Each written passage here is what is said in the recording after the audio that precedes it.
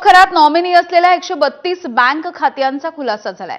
यामध्ये राहता इथल्या समता पतसंस्थेमध्ये 100 खाती आणि सिन्नरच्या कुंदेवाडी इथल्या जगदंबा पतसंस्थेमध्ये 32 खाती असल्याचा समावेश आहे। अशोक खरातच्या प्रभावामुळे ओळखीतून व्यवहार होऊन माझ्याकडून चूक झाली अशी कबुली जगदंबा पतसंस्थेचे व्यवस्थापक अविनाश कांडेकर यांनी दिलेली आहे।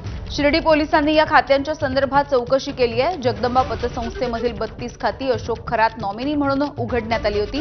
यामध्ये तब्बल 2,74,00,000 रुपयांचे व्यवहार झाले।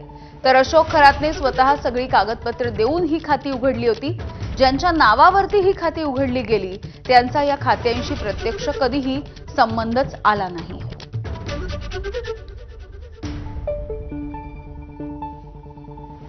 शिर्डी येथे मी पोलीस स्टेशनला फक्त जबाब देणे या कामी गेलो होतो। तर जे अनुषंगिक पेपर दिले ते त्याच्या संदर्भात त्यांनी एक जबाब प्रक्रिया ज्या कायदेशीर जबाब नोंदतो आपण त्या कामासाठी त्यांनी बोलवले मला। जे पतसंस्थे जे सगळं सोशल मीडिया आता झालेले सर्वांना माहिती आहे का अशोक खरात यांची जगदंबा पतसंस्थेत 2,74,00,000 रक्कम होती।